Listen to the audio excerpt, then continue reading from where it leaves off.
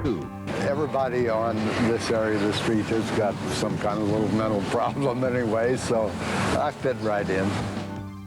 Ship ahoy. More often I sit there and think, why did you do this?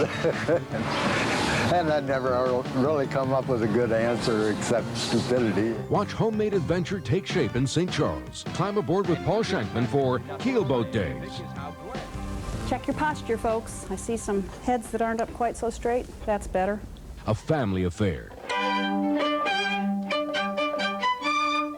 This family makes beautiful music together, and everyone pitches in. Gina Curry shows you homespun harmony. Art from the heart. If you listen to that voice, it'll tell you what to do, and mine told me to start drawing these pictures. Jamie Hayes draws magic from his imagination. Bonita Canute samples his collection of colorful characters. And take a look, Power Ranger. This is Take Two, TV2's news magazine of St. Louis, with Gina Curry, Paul Shankman, and Bonita Canute. And now, from St. Louis, Take Two. Hello, I'm Paul Shankman. Thanks for taking time for Take Two. We live in a city surrounded by rivers, so it isn't unusual for many of us to dream of having our own boat. But boats are expensive, and big boats are really expensive, unless, of course, you build your own. Tonight we meet a man who's doing that, but it seems that in Glenn Bishop's case, it isn't the river, but the river's history that really keeps his boat afloat. If you've ever walked down South Main Street in St. Charles, you know it's historic. But if you haven't stopped by the glass workbench, you don't know the half of it. Glenn Bishop is pretty deft with a knife, but you should see what he can do with a hammer.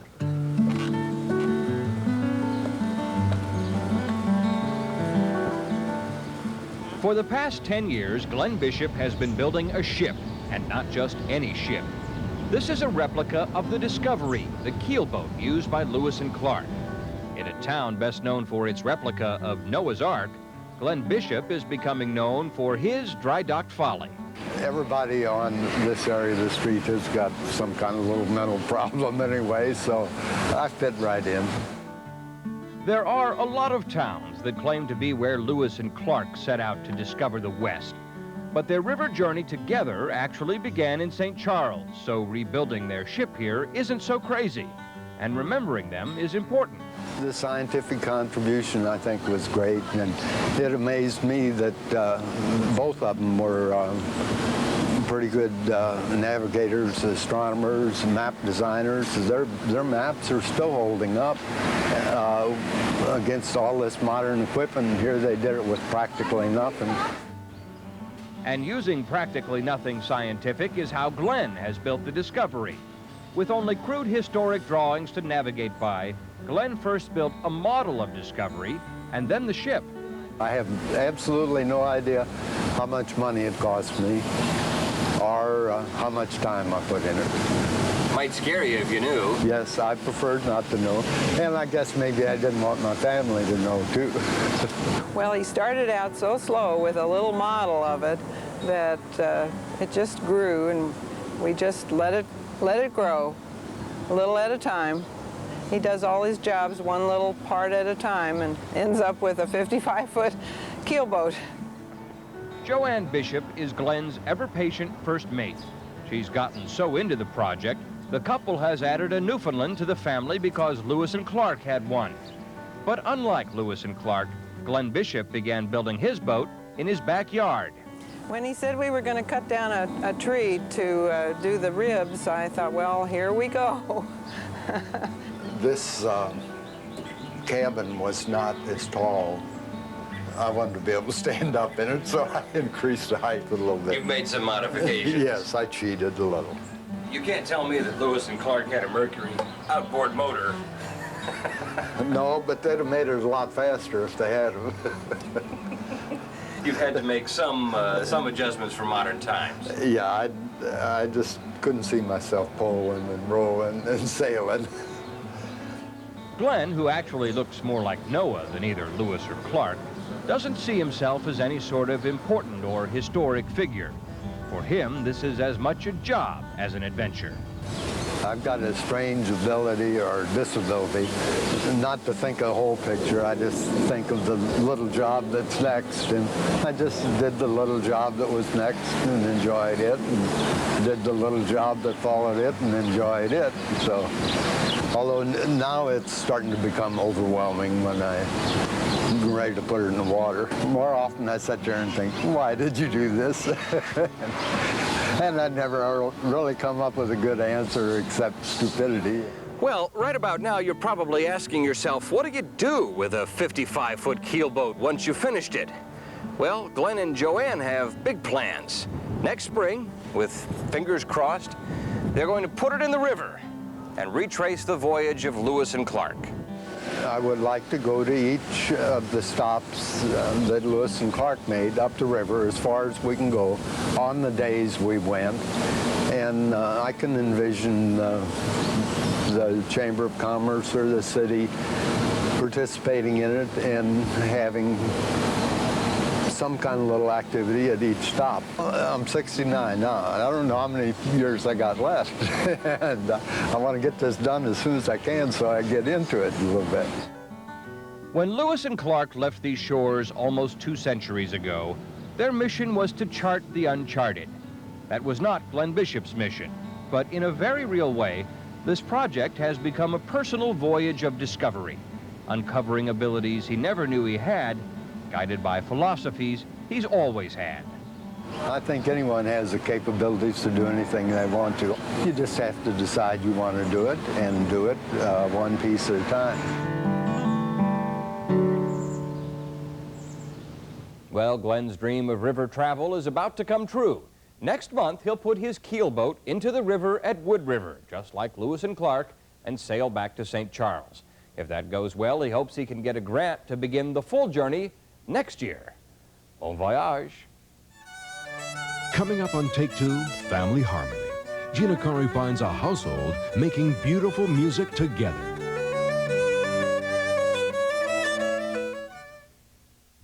Hi, everybody. I'm Mark Curtis. Join me this Sunday night for Sports Final.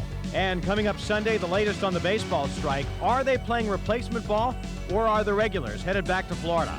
Also, it's the Blues and the Wings. Our old friend Shanny stops by for a chat. Catch all the action on Sports Final, Sunday nights at 10:30, right here on TV2. Cross over the Clark Bridge and discover a place where some of the St. Louis region's best home values are combined with its most beautiful scenery, the River Bend. The communities of the River Bend offer a way of life to fit your style. Stately historic homes, family-oriented subdivisions, friendly small-town neighborhoods, affordable land for new home construction, elegant homes along the bluffs of the Mississippi. There's a community just right for you. Brought to you by Clark Refining and Marketing and the River Bend Growth Association. All right, let's stop it out. The coffee perking in this pot is America's best loved coffee. Just as long as fathers dance with daughters. As long as there are welcome mats. And childhood sweethearts. Just as long as families come together, Maxwell House will always be good to the last drop. What you gonna catch with that, Pop? The big one! It's the biggest splash of the year, Shoney's Seafood Celebration. 5 delicious new seafood dinners starting at only $5.99. But you'd better hurry, these fish are flying. That'd be a keeper. And don't forget Shoney's fabulous seafood bar, weekends only. Meg Ryan reveals damaging family secrets, plus Will Smith and Martin Lawrence team up for Bad Boy Good Times on the next E.T. Monday at 6:30 on TV2. At a time when families seem to be coming unglued, here's a story with a harmonious ending. A St. Louis music teacher and her children have reinvented their family, and their melodious motto is, "A family that plays together stays together."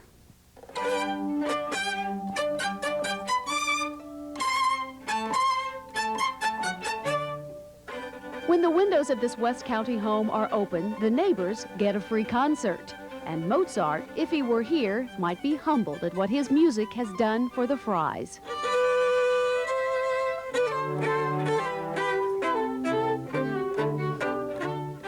would normally be the formal living room in this house is instead a music room where a novel string quartet was born and nurtured.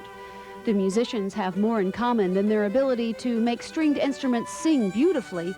They're members of an overachieving single-parent family. I'm really fortunate. It happens to be that music is my thing and that my children were musical, and so it's something we could do together. It takes more than a couple of run-throughs to make Pachelbel's Canon in D sound like this. But these young fingers have mastered the technical phrases because young minds learned long ago the value of practice and persistence. My very first violin. She's now 16, but when Nicole was just 2 years old, she thought everybody played the violin and practiced every day. Oh. Yeah, I remember playing it. You do?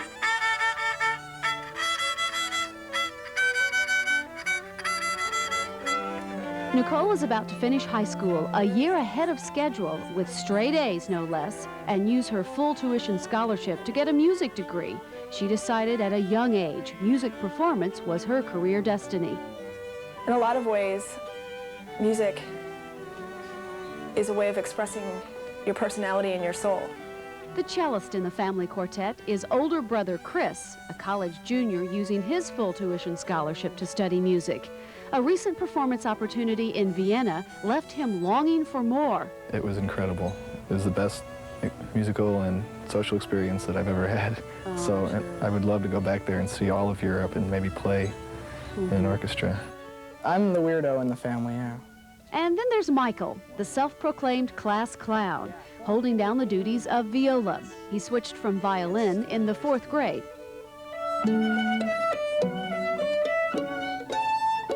After the fateful incident where I broke my bow over the side of the bed because I didn't want to practice. He too wants a career in music, not in the orchestra pit, but on stage, singing and acting.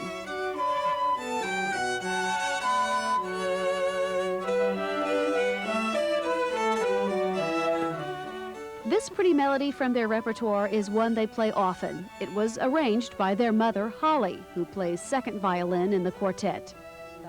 The title of that song, Tomorrow's Child, kind of represents the future, to me, this country. One of our most valuable resources is our children, and that's our whole future, and it seems to be just being put on the back burner. Check your posture, folks. I see some heads that aren't up quite so straight. That's better. Providing direction for children has been Holly Fry's priority, not only from her music room at home, but in the school music room, where she leads a young orchestra. I think it's real important that teachers set a good example for kids and nurture them, love them as if they were their own, encourage as much as possible. Let's go back to our favorite place, measure 13. Music took on a new meaning for Holly years ago when her marriage played out, and she was left with 3 kids to raise. I have to hand it to all single-parent families. It is a struggle, but you got to hang in there. You just got to keep laughing. What is this stuff? Apple grape juice. Although they're probably sitting down together more often in the music room than at the dinner table, they are close. I think it's been what's held us together through tough times is music.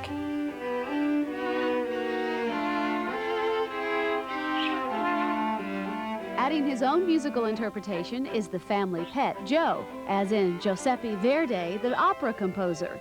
He enjoys sitting in on practice sessions and making an occasional joyful noise. Now, I would encourage every family to find what it is they can do together and do it frequently and consistently. Spend lots of time together.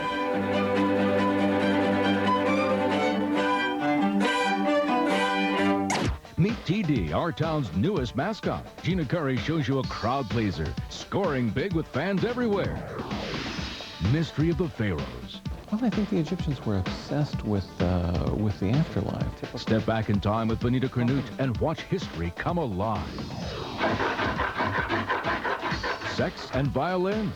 For violin makers and restorers. They're often surprised somebody still does it. The family that makes music together stays together. Paul Shankman strings along. Oh, and we are not running. This couple makes beautiful music together, the old-fashioned way. Paul Shankman meets the Melody Makers.